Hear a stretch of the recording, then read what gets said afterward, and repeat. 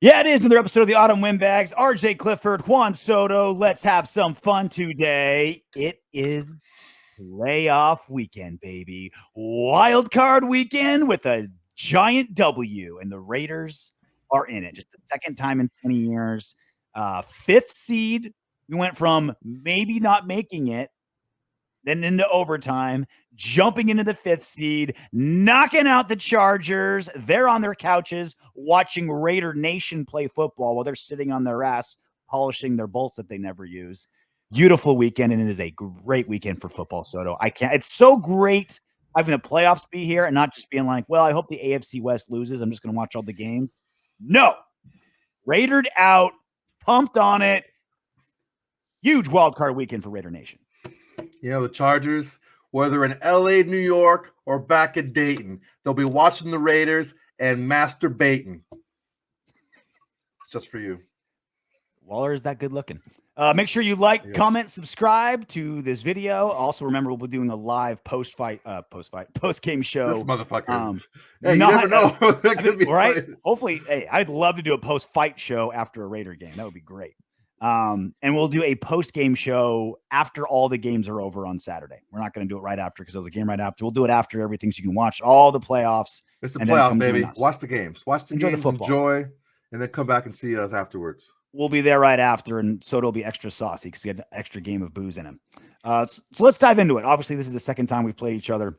Bengals won the first game. Very close game. It was a 3-point game up until the fourth quarter when they eventually drove 80 yards, scored a touchdown, turnover, and then it blew up at the end. But it was basically a 3-point game halfway through the fourth quarter.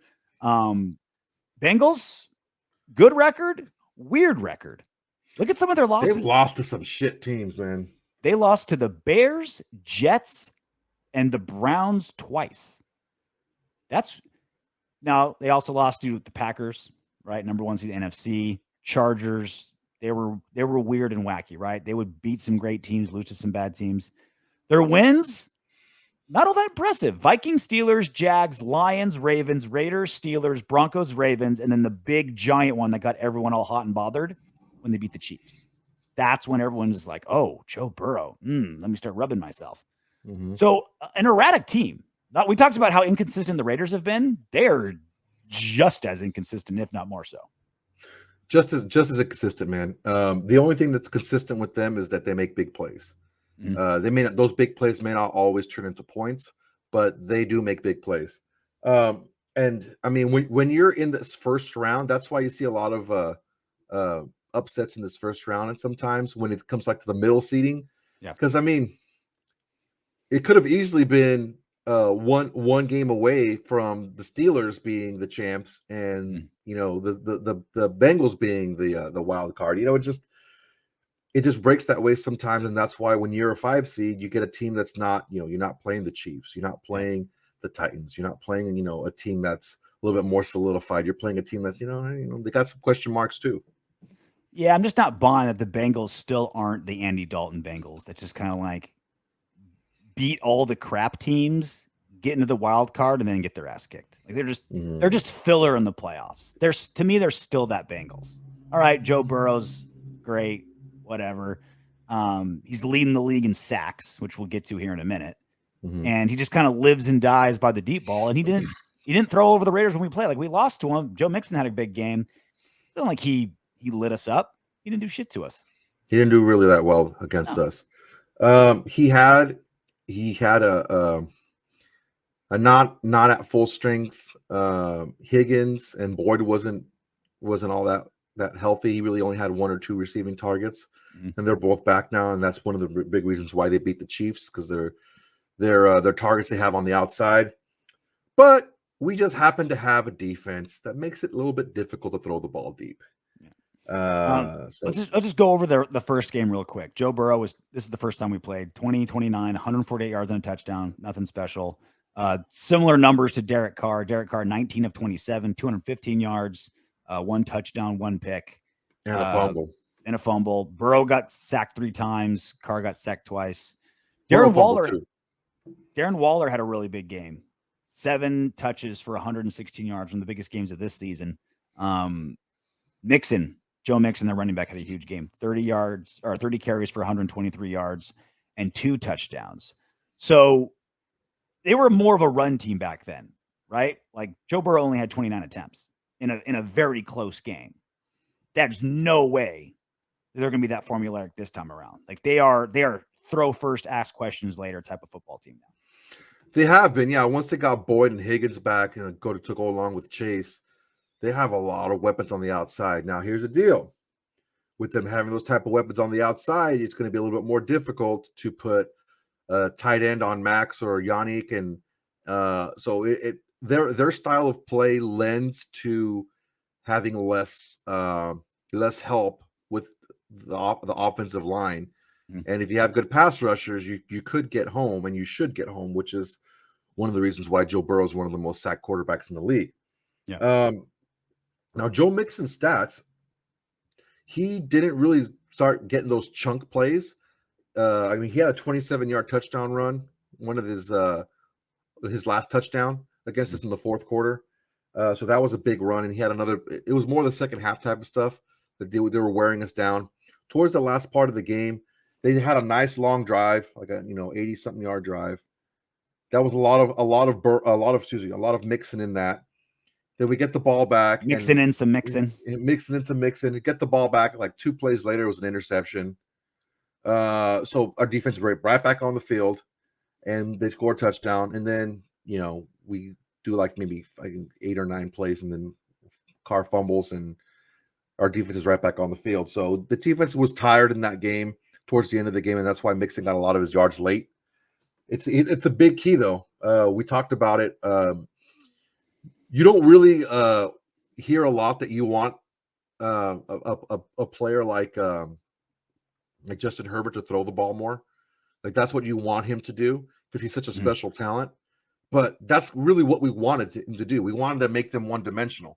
And the same thing here is if we control the clock, right, and we're able to run the ball ourselves, we're going to put Joe Burrow in one of those situations where he feels like he has to do more than what he really needs to do.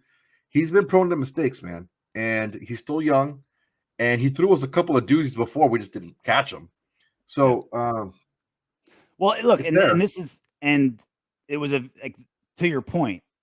I mean, the game was out of reach on Carr's second turnover. The first interception, like we were down by 9, and it was like, all right, that kind of cinched it. But the biggest thing, like you said, the defense got exhausted by the end of the game.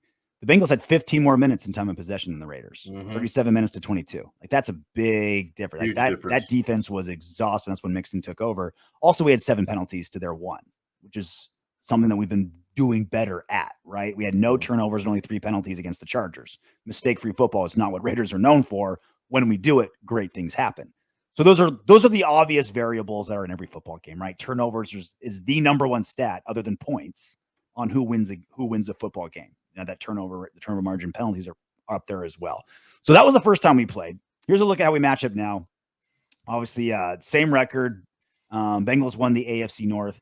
And you look at how drastically their rushing offense fell. Like they were a really good rushing offense to start the season. Now they're 23rd. Towards late, which is opposite, right? Like I've been following the Raiders and their rushing totals, and it's been creeping up and up and up. And but everyone else's rushing totals are creeping up and up. Like everyone is just running the ball more, right? So like as much as our yards per game keep going up, we're not getting ranked higher. It's because everyone else is running the football more because we're getting into cold weather, stuff like that. Not the Bengals. They're going the other way. They're like, oh, it's cold, it's freezing. Have at it, bro. Chuck the ball around 50 times. Get another 450 yards. Yeah, I have a little stat here. Now, they allow a little over a little stat.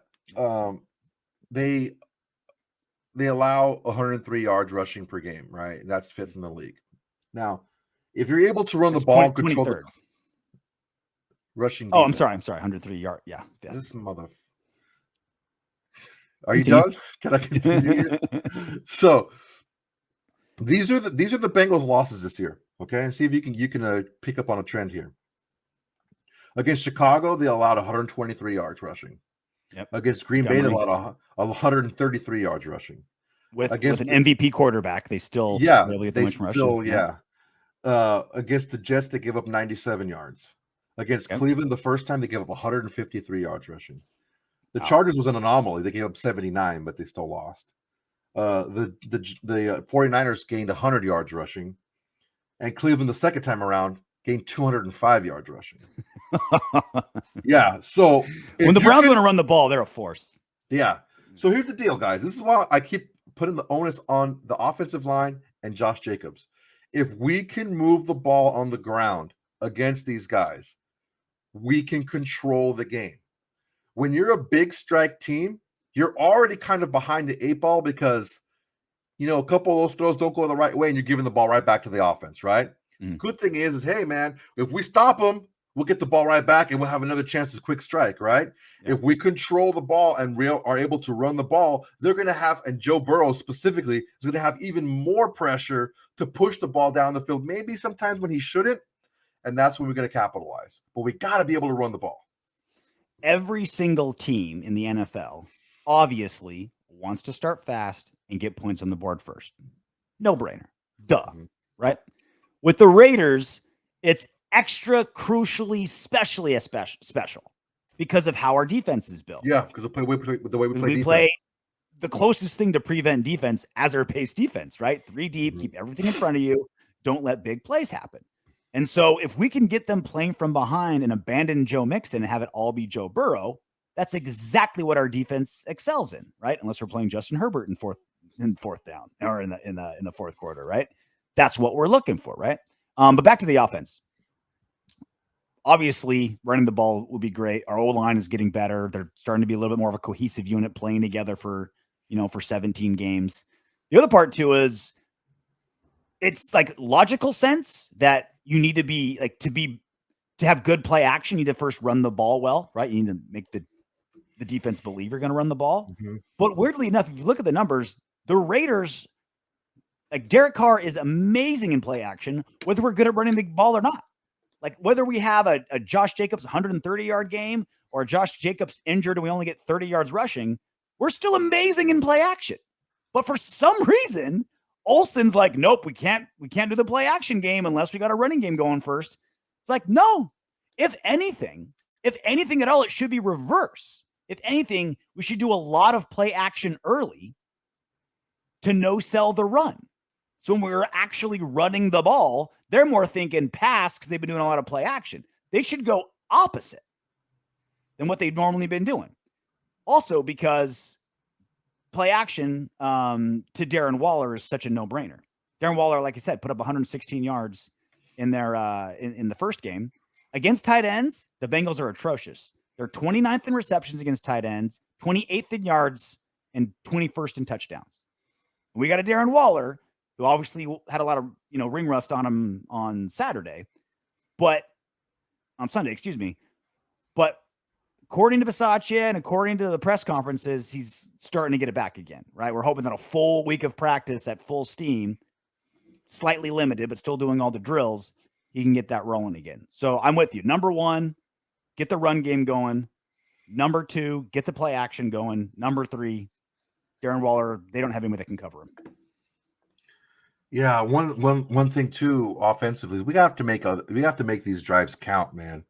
If we can't pull this bullshit again where we get a turnover on downs like we got against the Chargers and we don't move the ball in the red zone and you lose 2 yards.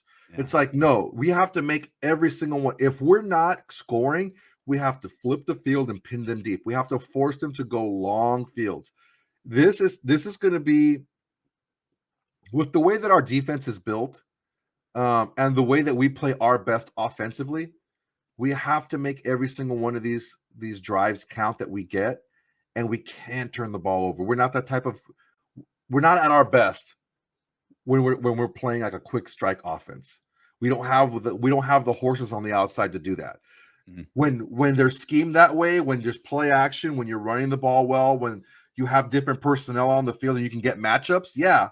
When you can get Zay Jones on a linebacker or a slower safety, yeah, that's great. We can do that.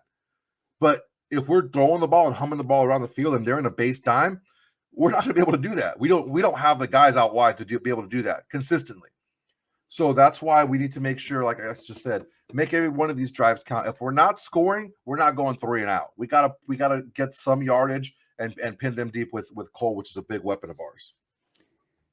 The Bengals defense, not the team as a whole, but just the defense, has 116 penalties this season. Oh yeah, they're grabby. They're way grabby. 27th in the league out of 32 teams. Derek Carr has turned into a PI merchant. Like he just like sees the back numbers on a DB and he just goes and gets like multiple PI calls a game.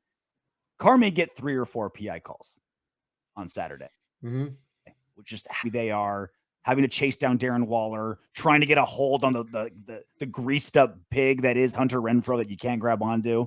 We're going to get a lot of PI. We're going to keep a lot of drives alive with PI on Saturday. Mark my words. So one of the things that really kind of irks me with Stanford, did you say grinds your gears? Grinds my gears, really twists my nipples. Is you like it sometimes? So Coach David Shaw from Stanford, his wide receivers, like his big, slower, like wide receivers.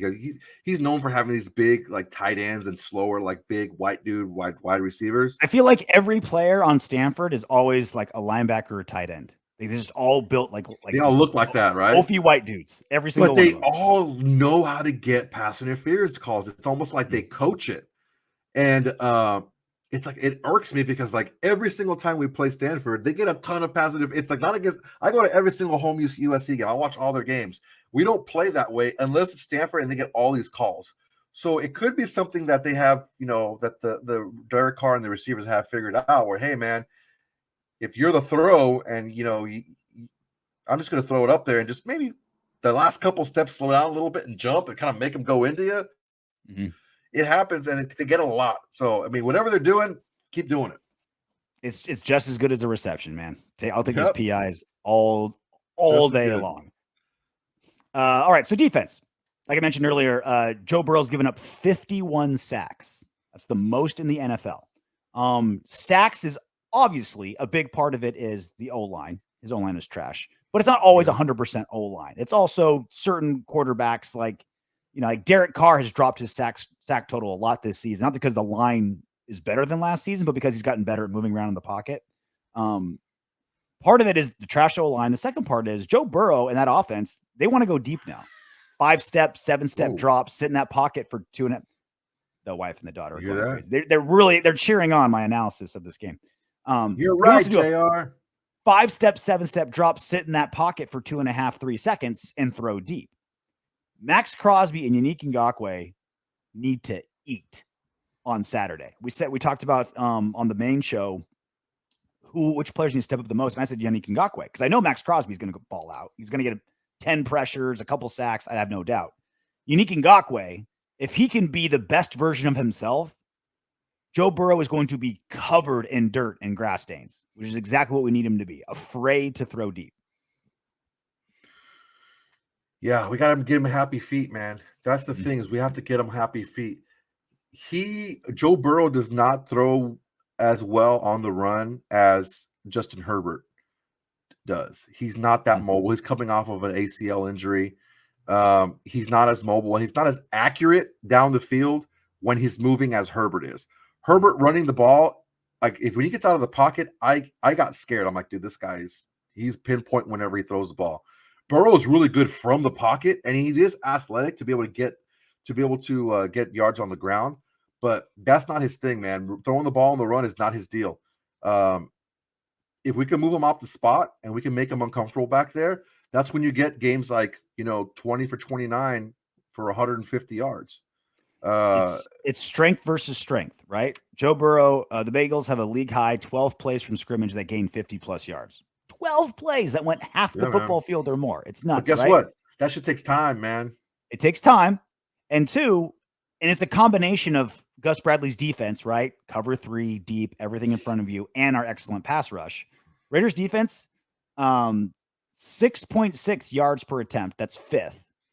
10 yards per catch. That's 3rd. No one throws deep against us. No one can consistently throw deep against us. So you've got the league in yards per attempt in Joe Burrow, 8.9 yards average. 12 plays over 50 plus yards. They clearly wanted to go deep.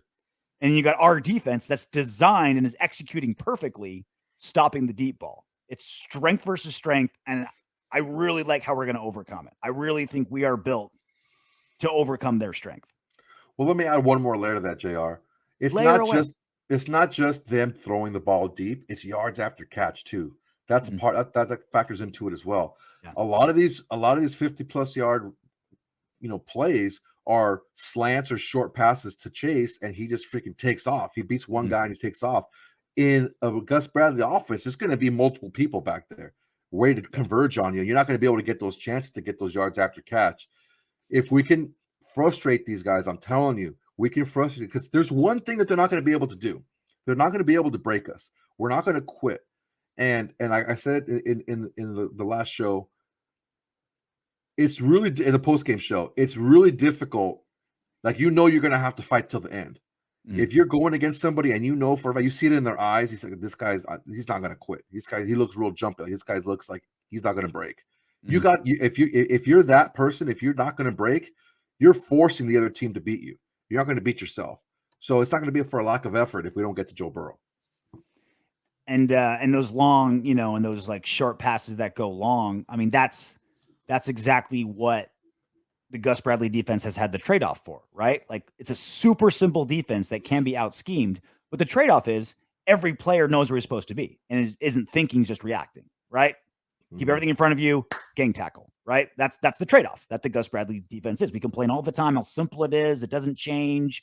Guys can figure it out, which is all 100% true, but we are almost always in position. It's not like, remember the Gunther years, every single touchdown, DBs are pointing at each other. You're supposed to be, am I supposed to, is it you? Am I, was it, no, you don't see that anymore, Spider-Man right? meme. Yeah, exactly. Everyone knows where they're supposed to be, which is that trade-off. So, I think the extra layer you added only benefits the Raiders. Is you're not going to, you can still get guys out of position. We've seen it, but it's less likely in this system. Guys will be there to stop that, 7-yard pass from being a 57-yard pass.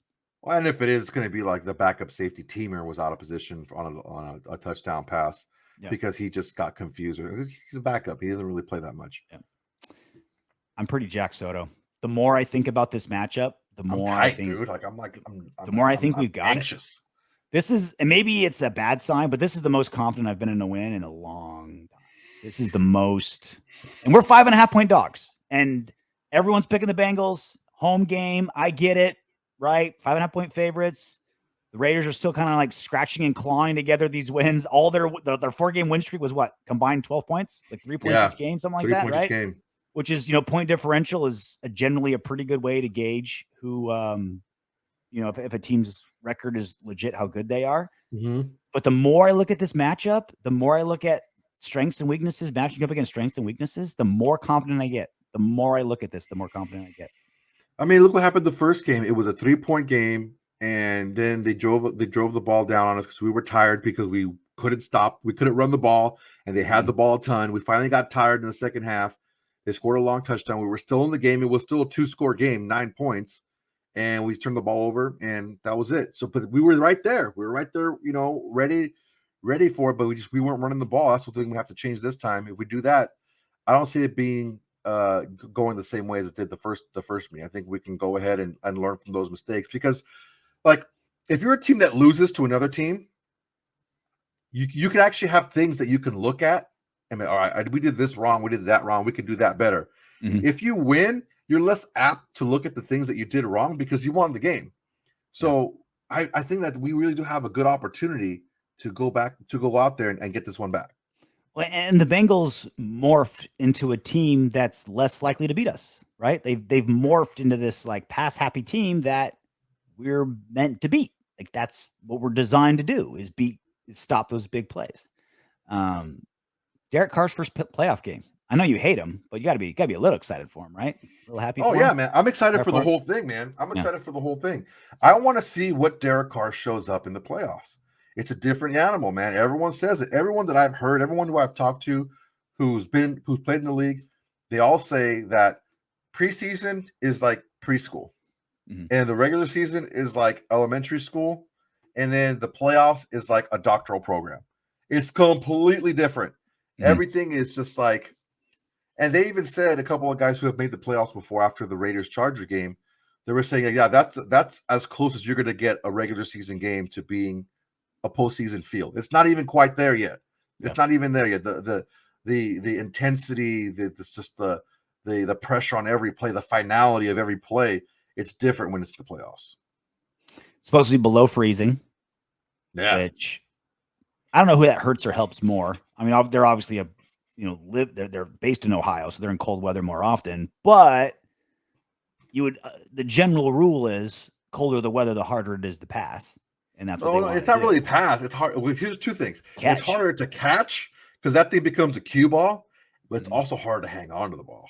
And like your pads become stiff; they become harder because they're plastic basically, and they get cold, so they become like more of a weapon. And man, those defensive guys are going to tee off. I bet the under if I was you guys. I think the over under is like 40 something. I would bet the under if I were you. It's like 46 or 48. I just want to see like a cartoon where it is like some guy's frozen, gets hit, and just like shatters like a piece of glass. That's what I feel like every time I'm in that cold weather. I'm like, imagine if I was playing football right now. All right, baby. Playoff time. Raiders are in it. Very winnable game.